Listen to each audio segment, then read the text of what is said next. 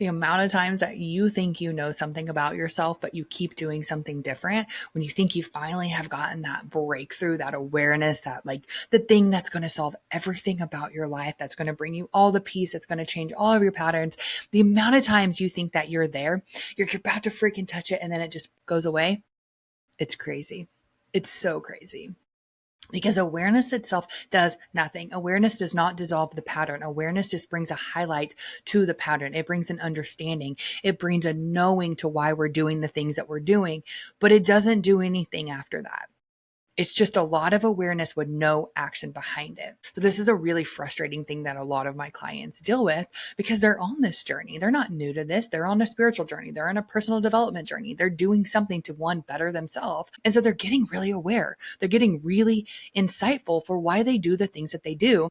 And also why they don't do the things that they know they're supposed to do. There's a lot of awareness built on our understanding. There's a lot of like, this came from my childhood. I was treated like this. I had this belief. I had this conditioning. I built this. But then we still keep making the same choices. We keep doing the same patterns, and it's frustrating. No amount of freaking, there's no amount of like journaling that brings something up or going into the subconscious mind to get more aware is going to actually change your life. I'm so sorry to tell you that. So sorry. So what do we do with that then? Because it doesn't mean we can't do that journey. It doesn't mean we can't go on that like path of understanding why we are the way that we are. But what happens a lot of the time is people start to blame. They blame their childhood. They blame their upbringing. They blame their conditioning. They blame those things instead of taking 100% accountability for it and saying, I'm not accountable for what happened to me. A lot of terrible shit could have happened to you. I'm not saying you're responsible for that. You're responsible for how you deal with it in your life now. You're responsible for what that looks like now. You're responsible for the choice points you make with the awareness that you have now. So we're talking about 100% radical responsibility. Because again, no, you're not responsible for what happened to you, but you are 100% responsible for making and reliving that pattern over and over and over, for bringing that past into your day today. Every single time. And a lot of people don't like to hear this because it's like, well, shit, now I have to do something about it. Well, now it's not just me being aware. Now it's just not me being conscious. It's actually an action that's required. There's something that needs to happen. That's on you. That's not on anyone else. You're not changing anything except for your future by the choices that you make. And so when we realize that what happened to us created a condition, it created a response, but we don't have to keep reliving that pattern today. So when you take that shitty thing that happened to you in the past and you bring it into your daily experience now, and you bring it into how you parent, you bring it into how you coexist in your relationships, you bring it into your business, that's on you. That's not on anyone else. And I'm going to say that over and over and over until it lands, until you actually say, okay, but now what do I do with it? Right? So we all know we're responsible for ourselves. We don't always own it, but we know it. Intellectually, we know it. So now what do you do with it? Now, how do you take that awareness and it doesn't create more frustration in your life? Well, you do that by the choice point. You do that by working through the TRM, which is the very beginning of what we were just talking about, realizing what you gain from this. Why do you keep it around? That's your payoff. That's step 3. You get something from it. There's something that it feeds to you. I just had a conversation with a client. We were talking about some different, situations in life.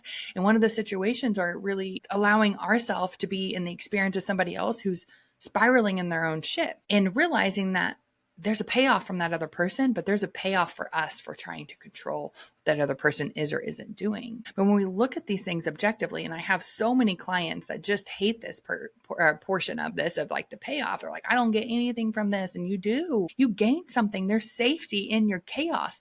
I have so many clients who are so geared to chaos that they just live in this constant state of fire and they have no idea, and they're incredibly high achievers. But they're always dealing with fires. They're always putting something out. There's always a problem to solve because you're geared towards chaos. So you'll always create it. There's a payoff because you get to be the hero. You get to be this. You get to be the one that overcomes. Like, there's so many other layers to this. That's not what this video is about though. But you have to understand your payoff. And then once you understand that, we get to the choice point. Now we get to the choice point and we think, why? One, I know why I was doing this. No, I know what I gained from it. Now I can move out of it. So instead of getting frustrated because you hit that choice point again of thinking, oh my God, why do I keep having to do this? Why is my journey like this? Why it's so frustrating? You just say, okay, I'm going to make a different choice. I'm going to use the awareness to make a different choice instead of just thinking the awareness dissolves everything in life is all great. Well, that's not how it works. We live in this reality, and this reality is challenging, and this reality is uncomfortable. So you have to keep making choices to make different actions every time. There's no way around it. I don't care what anyone tells you. I don't care how they sugarcoat it. I don't care what type of shamanic type of experience they tell you you're going to have. There's no way around it other than this integration, other than making a different choice over and over and over and over again. And you can only make that choice when you take responsibility for your life. You can only make that choice when you stop identifying with the patterns of your past and the things that happened to you. That's the only way you can make that choice. And that's what I want you to know today. That's what I want you to take away with today, is that you have to be so freaking radically responsible for what's going on in your life and your thought patterns and your actions that you actually begin to change it. Now, I think to that, you can't actually control your thoughts. Like, thoughts just arise, but you do control your attachment to them. You do control your reaction to them, and you do control what you make them mean, because thoughts are just thoughts. They have no emotions. They're just fleeting things that our brain makes up, stories. You have the control on the inside to say, oh, I don't believe that. Oh, I don't attach to that. Oh, I'm not going to run with this story. Oh, this isn't going to be a part of me. I'm going to take the awareness and I'm going to change it to something different. I'm going to take a different action. That is my choice point today. And that is what I'm going to choose to do. And that is powerful. So we think radical responsibility is heavy and yuck and gross, but it's not. It is the most freeing thing you could ever do, is by not making your past part of your present, because you're making a different choice. You're taking the awareness and you're actually transmitting it into something else. That's your freaking power. Own it, live it, experience it, because it's the only way you're going to break free from this weight of the thoughts and the suffering that are attached to them. So that's my challenge for you today. What is it that you need to transmute? What is the choice you need to take? And what is the ownership you need to have of your life? Where do you need to be so radically responsible for who you are that everything begins to change? So tell me, drop in the comment, where are you at with radical responsibility? What are you taking away? What are you going to begin to be radical responsible about? And I cannot wait to hear from you. See you next time.